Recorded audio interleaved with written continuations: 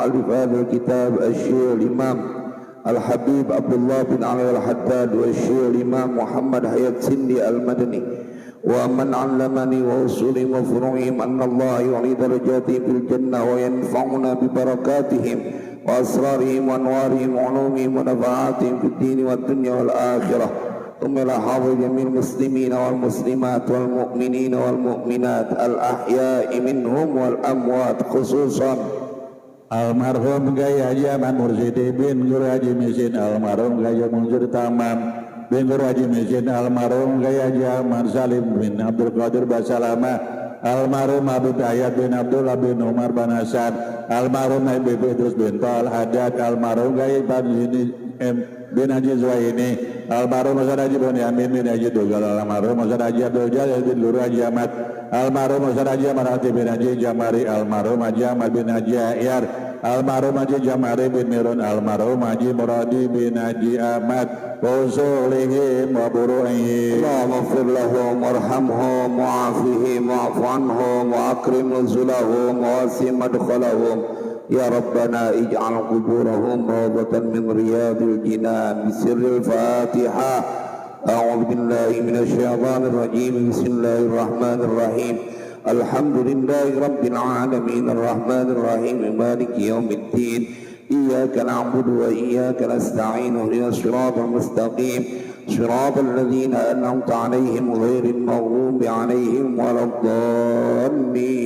Amin. Kita baca Fatihah sekali lagi dengan asrar, keberkahan, kedudukan, kemukjizatan dari suratul Fatihah. Semoga Allah ampuni semua dosa dan kesalahan kita. Allah ampuni dosa dan kesalahan orang tua kita. Allah berikan kita husnul khatimah. Allah pelihara diri kita, keluarga kita, anak-anak kita, keturunan kita, harta benda kita dari semua kejahatan makhluknya. Allah mudahkan semua urusan kita. Allah sampaikan semua hajat dan maksud kita. Allah sembuhkan semua penyakit kita dan penyakit saudara-saudara kita yang zahir maupun yang batin. Bismillahil Fatihah. A'udzu billahi minasy syaithanir rajim. Bismillahirrahmanirrahim. Alhamdulillahi rabbil alamin arrahmanir rahim maliki yaumiddin. Iyyaka na'budu wa iyyaka nasta'in ihdinas siratal mustaqim siratal ladzina an'amta 'alaihim ghairil maghdubi 'alaihim waladdallin. Rabbi firli wa liwalidayya wa lil mu'minina amin. Bismillahirrahmanirrahim. Alhamdulillahi rabbil alamin. Allahumma salli wa sallim ala sayyidina Muhammad wa ala ali sayyidina Muhammad.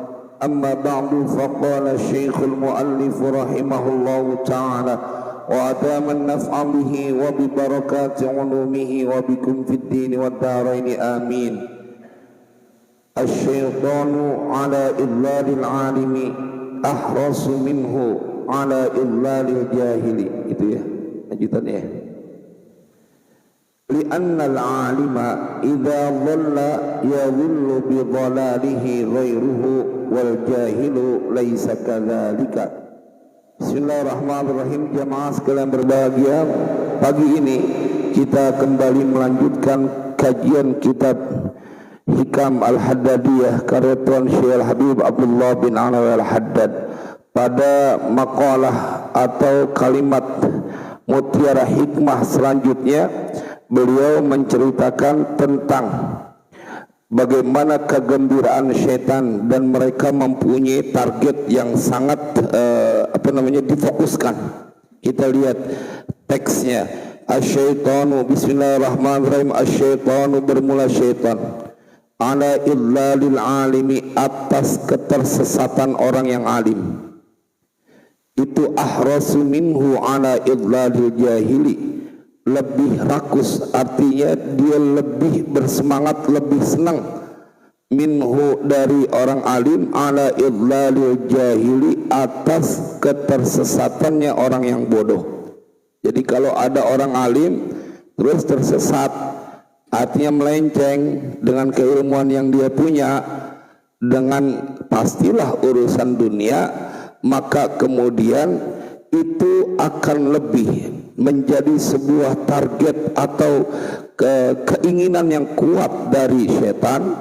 Karena apa?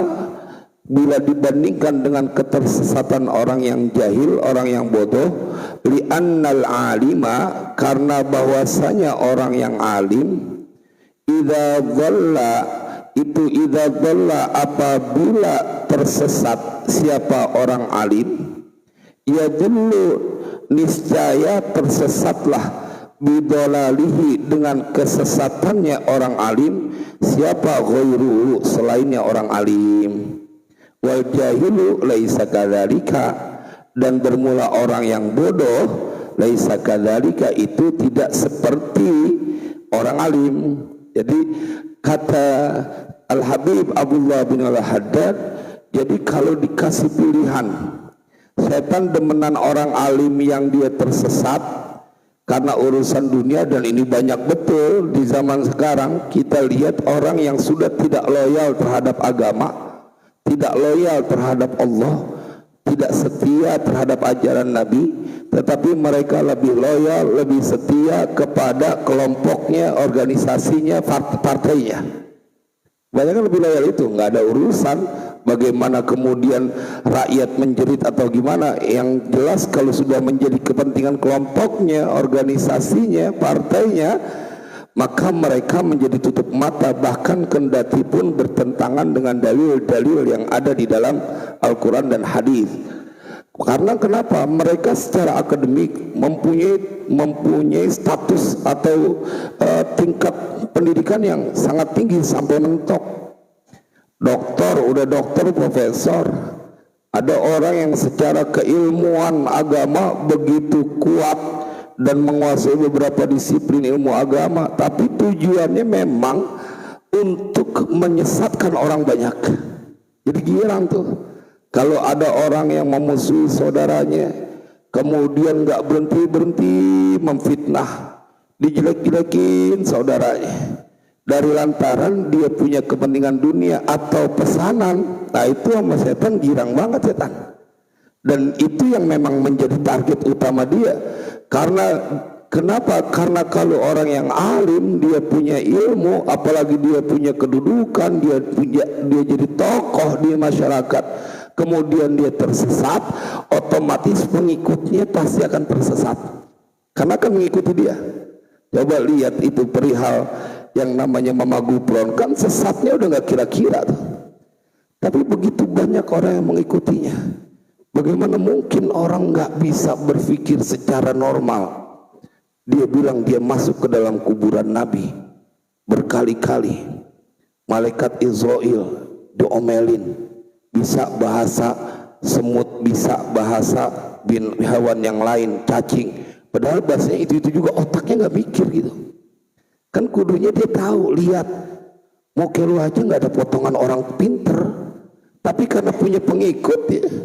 Iya, kalau lihat nggak usah dengerin yang ngomong, dah kita tegesin aja mukanya gitu.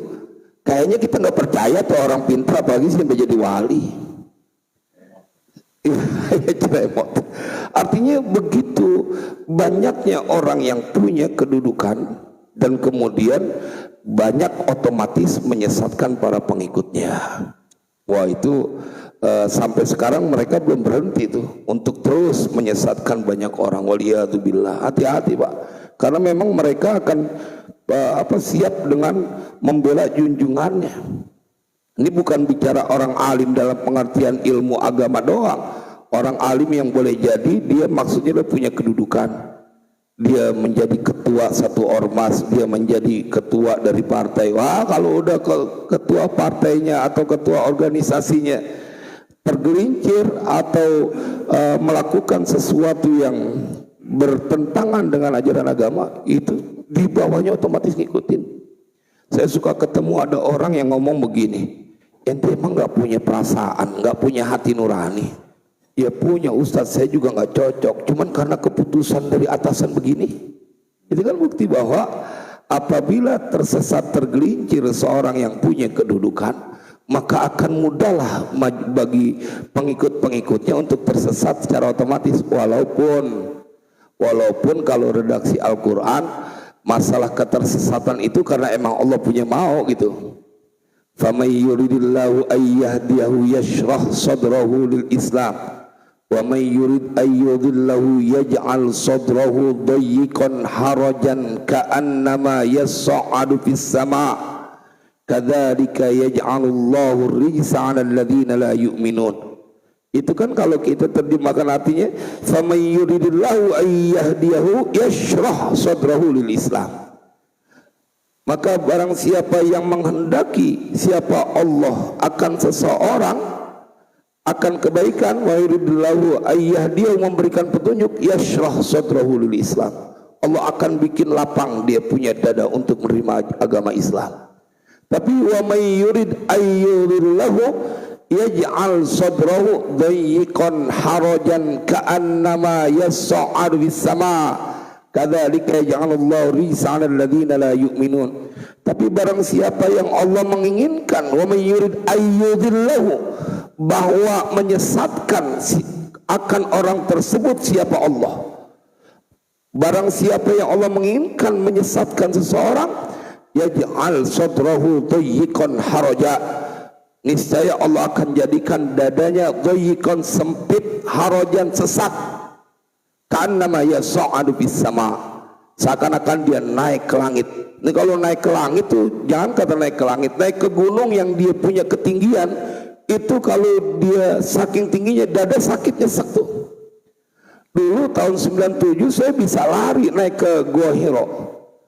Kemudian di masih tahun 2000, di bawah tahun 2010 kita masih bisa lari naik ke Gua Hiro.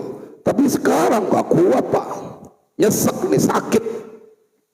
Nah begitulah orang yang ketika Allah mau sesatkan, maka dia akan dibikin, wa may yurid ayyudillahu yaj'al sadrahu dayyiqan harajan, sempit dan sesak.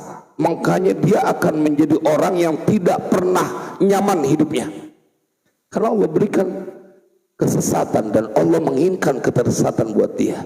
Sebabnya tentu dari perbuatannya, kebuatan melawan sama orang tua, biasanya ada susah tuh diajak parkir.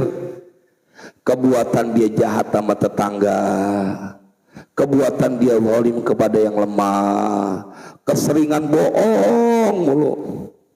Siapa aja dibohongin, dia bangun tidur aja ngigonya, atau tidur aja ngigonya bohong juga gitu. Kalau udah kebangetan nukangin, kalau kata orang Betawi, dia mau bohong udah nukangin, ngigonya aja dia masih bohong, apalagi sadarnya. Ya maaf, kalau orang-orang yang kayak begitu akhirnya diakumulasi. Kan kalau kata Imam Ghazali, setiap kali ada perbuatan dosa, hati-hati, karena dia akan membuat bercak hitam di dalam hatimu. Semakin sering kau berbuat dosa, maka semakin banyak itu bercak hitam, sehingga cahaya nggak tembus. Makanya ada orang yang tambeng, siapa aja ngomongin nasihatin nggak kena. Kalau lagi sakit doang dia ngerintih, itu juga dia bohongin Tuhan. Kalau sembuh dia pengen berubah, ntar begitu sembuh aja begitu lagi, artinya Tuhan dibohongin tuh. Dah udah dikasih sehat bukannya malah tobat, tapi gini lah sakitnya ngerintih. Ya Allah, itu begitu nyebut Allah, ya Allah nggak enak banget sakit, biar dikasih kesembuhan. Kan makanya kalau kita jenguk orang sakit, apalagi mereka sakit yang menghantarkan kepada kematian, sakitnya yang udah berkepanjangan gitu, maka pada saat kita datang ke tempat dia, selain kita mendoakan, kita minta didoakan juga sama orang itu. Karena tuh orang lagi deket-deketnya sama Allah. Orang kalau lagi sakit, lagi nyerak-nyeraknya sama Allah. Coba kalau sehat, petang tamu tenteng. Makanya mudah-mudahan Allah berikan kepada kita kesehatan, afiat. Kalaupun dikasih sakit Pak, karena memang itu bentuk kasih sayang Allah, sakit juga bentuk kasih sayang Allah, maka kita menjadi orang yang sabar menerima penyakit itu. Tapi kalau misalnya ngomel-ngomel sakit, itu jadi masalah. Terima. Makanya Ustaz Muhammad mudah-mudahan sehat terus ya, sehat terus. Ya karena memang kita nggak berdaya kalau kita sakit. Makan aja juga jadi berkurang. Tuh lihat tuh, yang kemarin orang pada berebut tentang makanan dan dibuat bebanggaan, dicolek dikit aja ente punya badan. Biar kata makanan banyak, ente kagak bisa makan. Ada batasnya. Ini yang perlu kita ingat, supaya kita tidak lagi kemudian menjadi orang yang kebangetan berani bikin dosa di hadapan Allah. Allahumma fir lana dzunubana. Nah, kata Habib Abdullah bin Al-Haddad, kalau orang alim, li annal alima idza dhalla yadhillu bi dhalalihi ghairuhu. Udah pasti itu pengikut-pengikutnya akan tersesat pasti. Sama ketika kepala rumah tangga yang paling kecil, bapaknya, emaknya nggak demen sholat dan bahkan ya bertentangan dengan agama, itu gampang banget tuh anak-anaknya, karena yang ngedidik orang anak-anak itu pertama kali adalah orang tua. Tapi kalau orang tuanya rajin ibadah, sholat berjamaah, anaknya akan kebentuk juga. Itu logika sederhana, Pak. Masa iya kalau maghrib laki bini lagi pada main handphone lagi, terus anaknya lagi di samping dia lagi sholat, Allahu Akbar? Kagak, pasti anaknya juga lagi main handphone juga, satu paket. Makanya kalau punya suami, ibu kalau punya suami, mereka adalah orang yang takut kepada Allah, itu karunia besar. Yang berabe adalah seorang ibu, perjuangannya seorang istri ada berat. Kalau punya suami kagak demen ibadah, dia capek tuh untuk membangkitkan cintanya dalam melaksanakan ibadah yang harusnya dia dibimbing oleh seorang imam, tapi kemudian berusaha sendiri, nggak ada teladan. Dan banyak Bapak, saya mendapati jamaah yang dia bilang, Ustadz, kita punya tantangan untuk beribadah aja berat, ditambah-tambah lagi kita punya pemimpin atau kepala rumah tangga yang dia nggak rajin ibadah. Nah, tapi mudah-mudahan dengan doa, kalau didoain terus lama-lama juga Allah terima kita punya doa. Jadi kalau setan melihat orang alim dia tersesat, dia girang, karena itu emang targetnya. Ahrasu minhu ana idlalil jahil, di atas kesesatan orang bodoh. Kalau orang yang bodoh mah dia mau tersesat sendiri. Coba kalau orang di kampung paling kaya, dia kemudian tersesat, itu bisa sekampung ikut. Apalagi tuh orang kayaknya tukang bagiin duit, semua ngikut. Siapa sekarang yang yang nggak tergoda dengan urusan dunia? Rada berat, Pak. Makanya dalam Ihya itu, dunia itu seperti pengantin yang seluruh badannya ditempelin bergelantungan emas. Tapi nenek-nenek dia pakai gaun pengantin dan emas semuanya. Orang udah nggak ngelihat ke nenek-neneknya, ngelihat ke emasnya. Jadi pasti tergoda, walaupun dikasih unjuk itu nenek-nenek. Iya, gue tahu itu nenek-nenek, tapi semua badannya adalah bergantungan emas, maka dia akan memilikinya. Apalagi kalau ada istilah ya, ini suka kita dengar, duit mah biar kata dari setan juga masih enak gitu. Saking dia ininya, dia udah gak peduli lagi. Waliyadzubillah.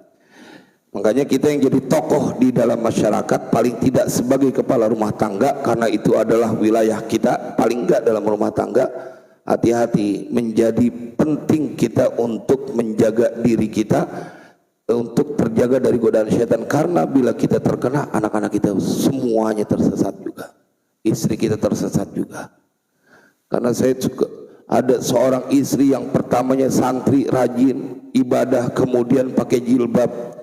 Begitu suaminya punya aliran berbeda, dia copot tuh jilbabnya, dia ngablak. Gara-gara tuh punya suami kayak begitu. Dan ada tuh Pak, karena aliran-aliran yang beda. Naudzubillah. Anaknya diajar, lebih dipentingin diajarin nyanyi, konser buka auratnya pakai rok pendeknya. Padahal bapaknya ustadz, tapi berhubung alirannya aliran cinta dunia, maka kemudian anak-anaknya menjadi tersesat. Itu ada Pak, dan saya punya temen yang begitu, gara-gara nggak sabar atau dia malas untuk meminta kepada Allah, akhirnya mintanya kepada manusia. Pokoknya sebab semuanya dunia. Allahumma sallimna wa ahlana wa dzurriyyatina ya Rabb. Semoga Allah selamatkan kita. Nah, kita masuk kepada hikmah selanjutnya. Bismillahirrahmanirrahim. Man aslaha niyatahu balagha umniyatahu. Man, bermula orang itu aslaha, memperbagus, memperbaiki. Siapa man niyatahu, akan niatnya man, balagha, niscaya sampai umniyatahu, siapa man umniyatahu akan keinginannya, allati yatamannahu, siapa yang cakep niatnya maka dia pasti akan sampai kepada tujuannya. Artinya kalau dia rapi niatnya karena Allah, karena berbuat kebaikan, niscaya dia akan sampai. Makanya saya suatu waktu ditanya, Ustaz bagaimana pada saat ngebangun pesantren dari tahun 2009, dimulai dari majelis zikir tahun 2006, 2009 jadi pesantren Istana Al-Quran sampai sekarang, dan alhamdulillah sudah ada beberapa cabang, 13 cabang yang dia dari alumni Istana Al-Quran melahirkan itu. Bagaimana dalam proses pembangunannya, proses perjuangannya? Nah ini yang kita jagain, siapa orang yang niatnya karena Allah dan Rasulnya, dia nggak bakal jatuh kendati pun difitnah, dihina. Dia nggak bakal juga jadi melambung pada saat mendapatkan pujian. Karena dalilnya walladzina jahadu fina lanahdiyannahum subulana wa innallaha lama'al muhsinin. Ente biar nggak dibantuin manusia jangan ketakutan. Kalau emang niatnya cakep karena Allah, mengharapkan keridhaan Allah, biar kata dimusuhin banyak orang jangan jadi jibar. Kenapa? Karena setiap engkau berniat melakukan kebaikan, niatnya karena Allah, digaransi dalam Al-Quran ente langsung ditemenin sama Allah.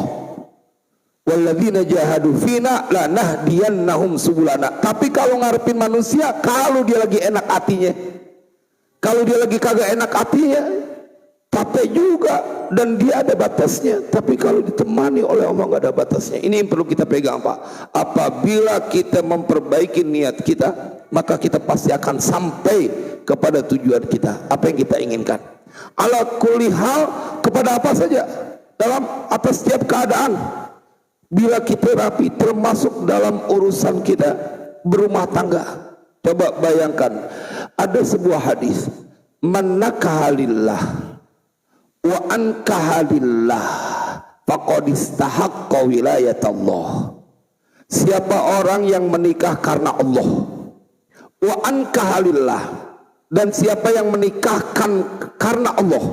Kita punya anak, kita nikahin karena Allah supaya anak kita terjaga, atau kita nikah karena Allah, nggak niat yang lainnya, karena ini adalah perintah dari Allah, maka sabda Nabi, orang tersebut berhak untuk mendapatkan pertolongan Allah. Jadi niatnya, kalau niatnya karena Allah, selamanya apapun yang kau lakukan tidak pernah engkau sendirian, selalu ada keterlibatan Allah dalam hal apapun. Tapi kalau niatnya karena riya, ansyawa ibul fasadi wa riya, misal dari karena keinginan kerusakan dan riya, maka dia tidak akan sampai kepada tujuannya. Wa man afsadaha lam yablugha, dan siapa orang yang merusakkan niatnya bukan karena Allah, lam yablugha, dia nggak bakal sampai. Dan banyak orang yang mereka tahu bahwa Allah yang ngatur segalanya, tapi pada prakteknya dia tidak yakin bahwa Allah yang menentukan segalanya. Sehingga saya ketika ditanya gimana untuk menghadirkan keyakinan Ustaz, saya tanya, ente sholat dari umur berapa? Ya dari akil balik Ustaz, kira-kira umur 14 tahun 15 tahun. Sekarang umur ente berapa? Udah 50 tahun 60 tahun. Masa puluhan tahun nyembah Allah masih kagak yakin juga? Kebangetan amat. Emang ente ruku sujud nyembah siapa? Kan yang kau lakukan pada saat ruku sujud bukan karena takut diomelin sama orang tua, karena engkau ingin menjadi seorang hamba di hadapan Allah. Dari kecil nyembah Allah masih kagak yakin, kan kebangetan. Siapa yang disembah kalau begitu? Mereka yang cuman jadi pengikut 5 tahun 10 tahun, wah setia bener sama Bapak Presiden, sama pimpinannya, padahal ngikutin belum lama tuh, cuma 5 tahun 10 tahun habis itu selesai, tapi yakinnya pol-polan. Masa ente ngikutin Allah, nyembah Allah dari kecil, dari akil balik ruku sujud, emangnya kagak capek tuh sholat ruku sujud sehari 5 waktu, belum lagi sholat raweh 1 malaman 23 rakaat. Masih kagak yakin kalau Allah maha menyayangi hambanya, maha memberikan rizki? Berarti ada niat yang engkau keliru dalam melaksanakannya. Padahal sederhana, falyabudu rabb hadzal bait alladzi at'amahum min ju'in wa amanahum min khauf. Itu jaminan dari Allah. Bismillahirrahmanirrahim. Kita masuk kepada hikmah yang selanjutnya. Yas'ubu suluku sabilin najati ala man ghalaba ala qalbihi hubbul mali wal jahu. Yas'ubu menjadi susah. Apa suluku sabilin najati? Menempuh perjalanan kesuksesan, keselamatan. Susah dilakukan alaman atas seseorang golaba yang telah menguasai ala qalbihi atas hatinya man, apa yang telah menguasai hubbul mali wal jahu, cinta kepada harta dan pangkat. Jadi dia menguasai keinginan pangkat, bisa juga hubbul mali wa hubbul jahi. Akan menjadi beratlah sebuah perjalanan menuju keselamatan, suluku sabilin najati, atas orang yang telah menguasai kepada hatinya apa cinta kepada harta dan pangkat. Apapun, nah ini maksudnya suluku sabilin najati adalah bil ijtihadi fima yurdi rabbal mawjudat. Jadi jalan yang kemudian engkau mendapatkan keridhaan dari Allah. Inti bakalan susah mendapatkan sebuah proses perjalanan untuk meraih keridhaan Allah bila hati yang kau punya dikuasai oleh cinta harta dan cinta kedudukan pangkat. Pastilah engkau akan berorientasi kepada harta dan kepada pangkat, bukan kepada yang memberikan harta, kepada yang memberikan pangkat. Ada seorang sahabat Nabi yang sampai kagak sholat Jumat gara-gara kepuyengan urusan ekonomi. Bukan kepuyengan ekonomi yang biasa, karena diterlilit hutang. Begitu tidak tampak dalam sholat Jumat, Nabi mencarinya. Mu'adz bin Jabal namanya, sahabat Nabi itu. Nabi kemudian nengokin. Apa yang menyebabkan engkau tidak datang sholat Jumat wahai Mu'adz? Pasti ada sebabnya nih, karena sahabat Nabi yang cerdas nih Mu'adz bin Jabal. Ya Rasulullah, aku ingin berangkat ke masjid sholat Jumat pagi-pagi. Karena dalam kitab Ihya diceritain kalau hari Jumat tuh, mereka para sahabat Nabi dia lebih ramai daripada hari raya Idul Fitri. Salat Jumatnya lebih ramai daripada hari raya Idul Fitri. Bahkan ada mereka, kebanyakan mereka habis sholat subuh nggak pulang lagi, nungguin sholat Jumat. Kira-kira ada nggak di Masjid Al-Falah yang begitu? Nungguin, saking girangnya, saking mereka tahu betapa istimewanya hari Jumat. Kadang-kadang kita malah nungguin. Ada yang ngumumin, panitia ngumumin, dikit lagi tuh udah masuk waktu.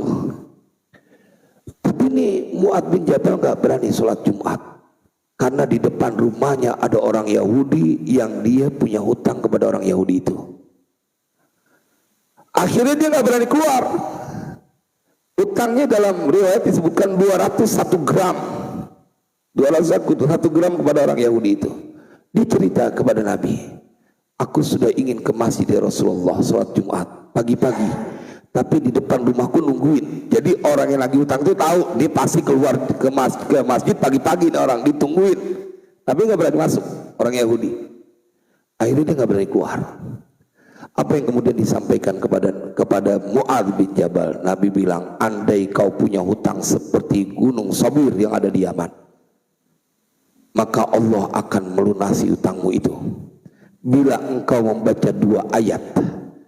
Qulillahumma malikal mulki tu'til mulka man tasha wa tanzi'ul mulka mimman tasha wa tu'izzu man tasha wa tudhillu man tasha biyadikal khair innaka ala kulli syai'in qadir tulijul laila fin nahari wa tulijul nahara fil laili wa tukhrijul hayya minal mayyiti wa tukhrijul mayyita minal hayy wa tarzuqu man tasha'u bighairi hisab. Ini kan ayat pendek Pak, cuma 2 ayat, tapi diijazahkan oleh Nabi. Kau baca ini, Addahullah, Allah akan lunasi kau punya hutang.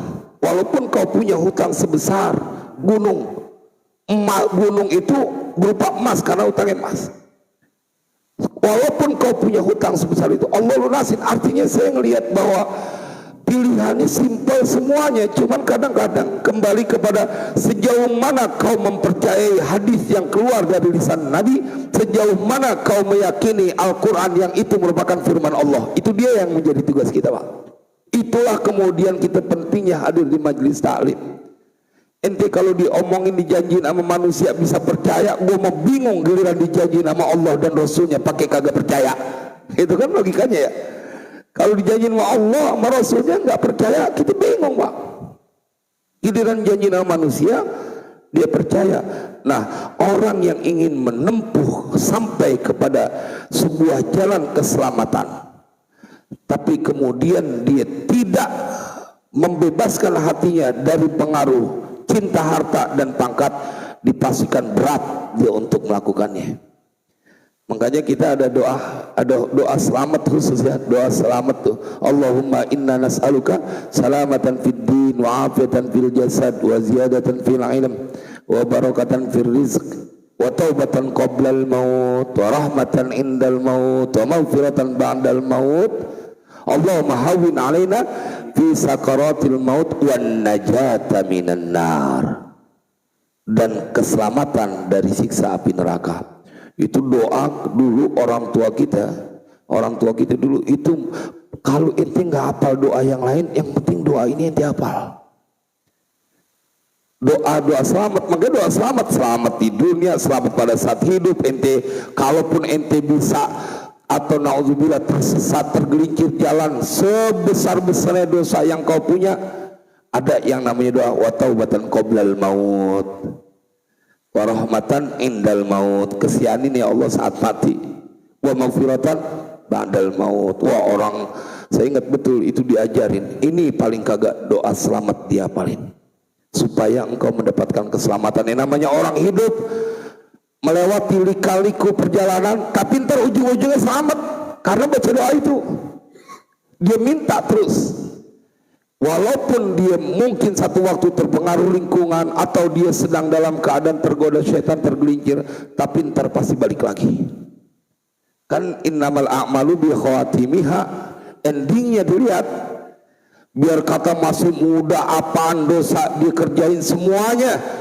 Satu kampung tahu dia bikin dosa, siang malam emang biang keroknya dia selalu bikin dosa.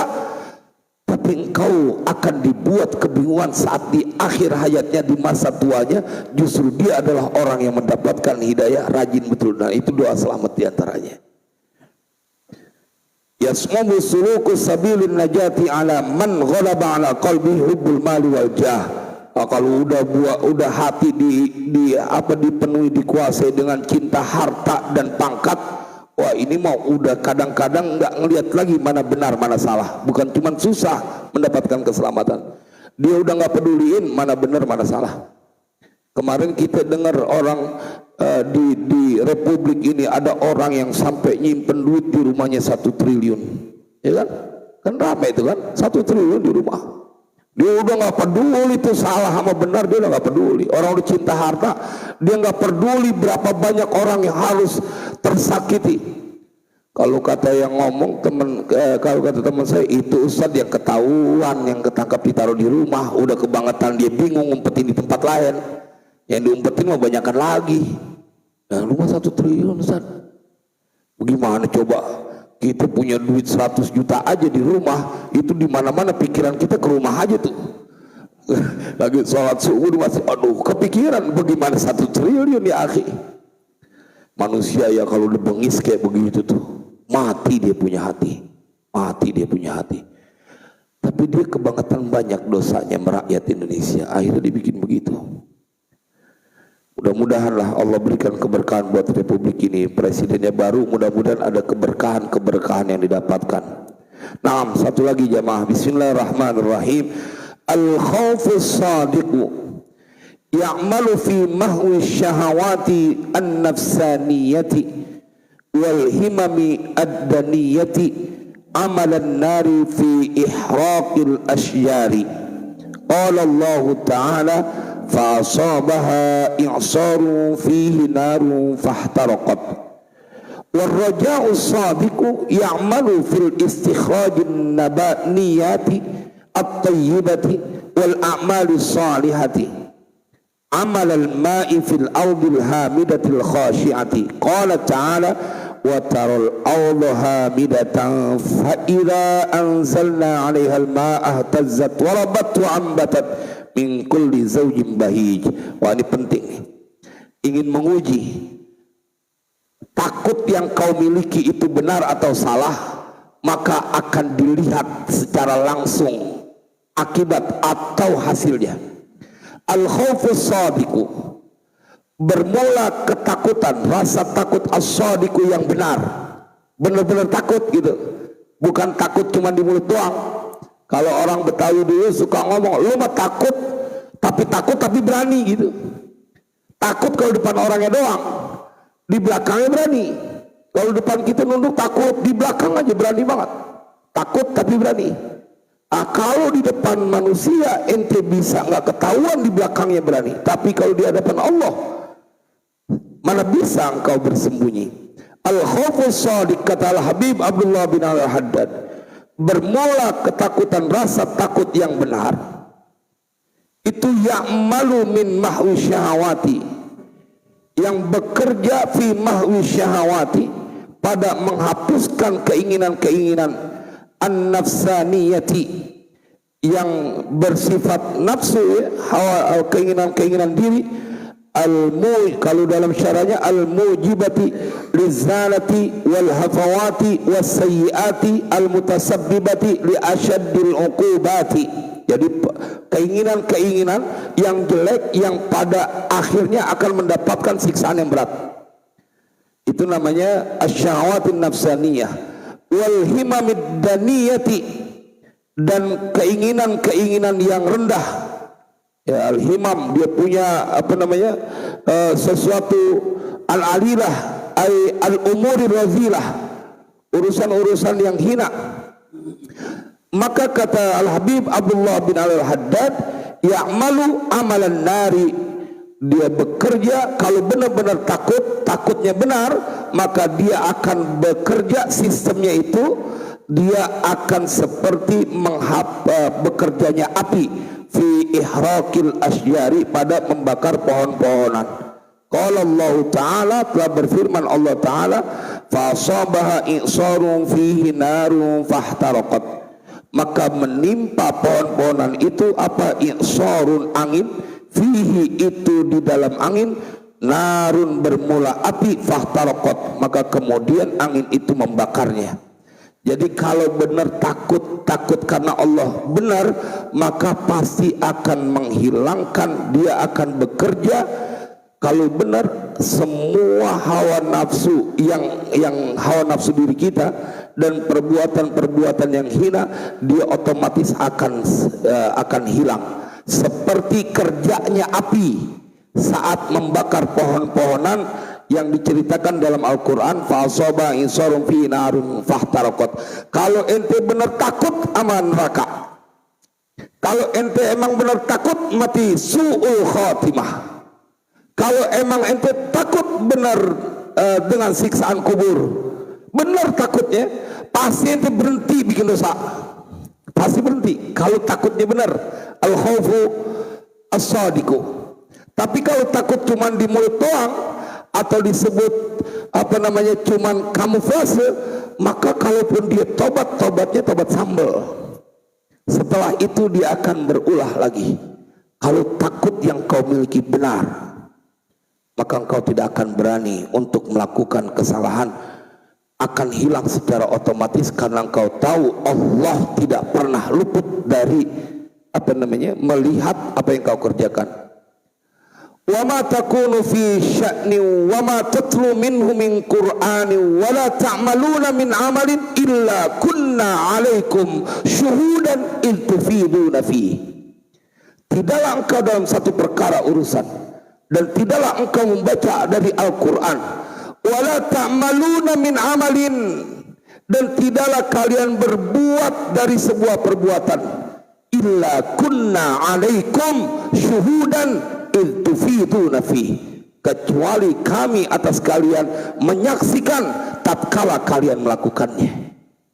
Jadi tidak ada yang bisa tersembunyi. Kalau takut, benar takut kepada Allah, maka dia akan bekerja dalam pada menghapus segala syahwat, keinginan jiwa dan keinginan-keinginan, amalan-amalan perbuatan yang hina.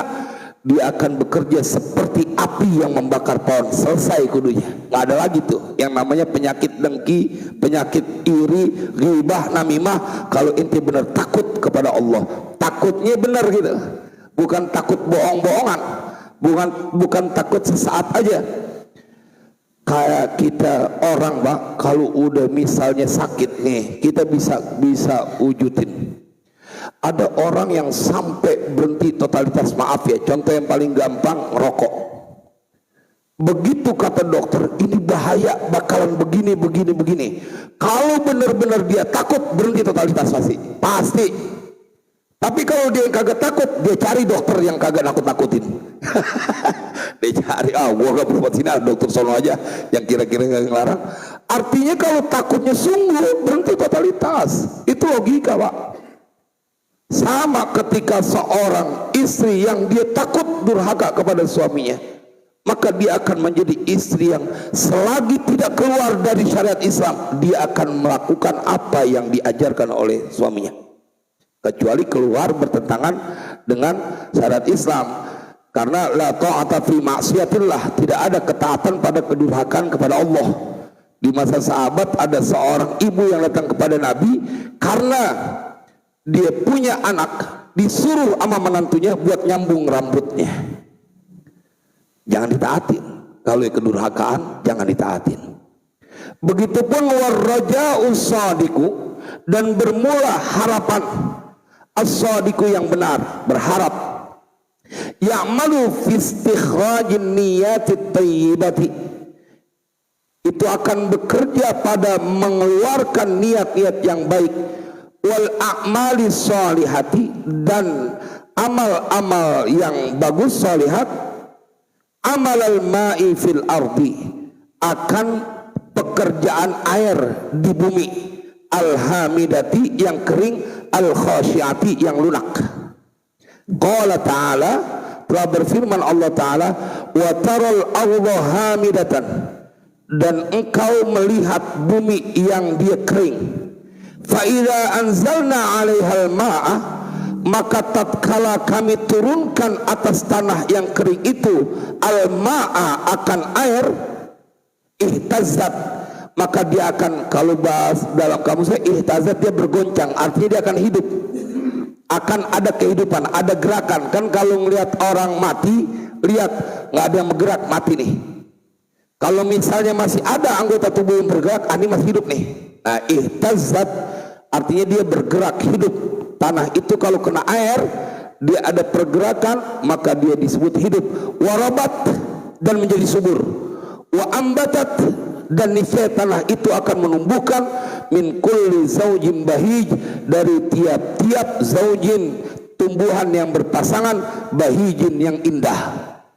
Makanya ada orang namanya bahijah, indah. Kalau bahijah namanya, kemudian tukang ngomongin orang, namanya nggak indah tuh. Bahijah dipanggil ijah, gara-gara dipanggil ijah. Coba kalau panggil dia bahijah, kau harus menyesuaikan nama yang kau punya, karena itu adalah doa dari orang tua. Kadang-kadang nama udah cakep diganti nama, jangan kata orang biasa, penceramah aja pada ganti nama. Nama cakep-cakep diganti, Jaka Gledek, Jaka Sampurna, Jaka apa lagi tuh, Jaka Tingkir, ya. Iya kan, nama itu doa dari orang tua. Harapan yang benar, dia akan bekerja pada mengeluarkan niat yang baik, niatnya baik, dan perbuatan-perbuatan baik seperti perbuatan air yang pada bumi. Jadi kalau emang ente punya sebuah harapan, keinginan yang benar untuk melakukan amal-amal baik, maka akan kelihatan ente akan berusaha selagi itu kebaikan pasti akan dikerjakan. Kan ada orang bilang, Ustaz saya pengen berubah. Kalau kepengenannya itu benar, maka dia akan terus datang ke Masjid Al-Falah atau di masjid di mana dia tinggal. Tapi kalau cuma sampai di mulut doang, saya juga pengen kayak orang-orang enak kalian ngaji subuh gitu. Saya juga pengen, jangan dikira nggak pengen, Ustaz pengen juga kumpul di masjid Allah, di rumah Allah. Tapi nyatanya tidak ada perbuatan yang dia lakukan. Ketahuilah ar-roja'ul kadzib. Kalau roja'nya sodik, pasti dia akan seperti pekerjaan air yang kalau dia benar udah turun kena tanah, kalau emang itu tanahnya dia kering, dia akan berubah menjadi subur dan kemudian menghadirkan tumbuhlah buah-buahan, artinya kebaikan-kebaikan. Jadi nggak bisa kita kemudian bilang aneh pengen banget kayak ente. Itu kalau di Masjid Al-Falah setiap minggu bantuin nyumbang buat Al-Falah. Aneh belum bisa. Masalahnya di sini Ustaz, masalah di sini. Kadang-kadang mengkambing hitamkan istri. Aneh pengen banget Ustaz ke situ. Cuman istri aneh nggak kasih. Bohong banget tuh. Istri yang mana juga girang kalau ngeliat lakinya soleh. Tanya aja ibu-ibu. Istri yang manapun senang kalau suaminya kumpul di majlis-majlis di mana disebut taman surga. Tapi kadang-kadang dia masih segitu berusaha menutupi keburukan yang dia punya, bahkan mengkambing hitamkan dari orang lain. Jadi akan dilihat actionnya. Ente benar takutnya benar gitu, ente pasti berhenti bikin dosa. Ente pengen mendapatkan kasih sayang Allah, mendapatkan seperti yang dilakukan oleh orang-orang yang disebut dalam Al-Quran, innal ladzina amanu wa amilus solihati ulaika hum khairul bariyah. Sebaik-baik manusia, jazaohum inda rabbihim jannatu 'adnin tajri min tahtihal anharu khalidina fiha abada radhiyallahu anhum wa radu an dzalika liman khasyya rabbah. Emangnya ente kagak mau masuk dalam kategori orang yang mendapatkan keridhaan dari Allah? Ya Pak, mudah-mudahan ini menjadi sebuah motivasi buat kita. Saya punya saudara sepupu masih jauh di bawah saya. Gak nyangka kalau kemudian umurnya pendek. Tadi malam gitu, jam 10 kecelakaan tunggal dan meninggal di tempat, dibawa ke rumah sakit meninggal.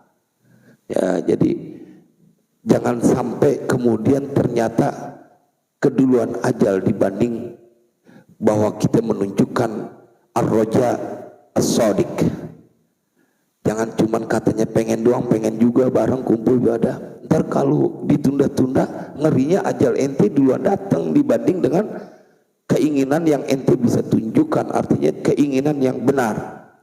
Makanya saya minta baca Fatihah. Nih saya punya saudara sepupu masih, karena istrinya beliau itu adalah santri saya, karena saya yang kenalin gitu.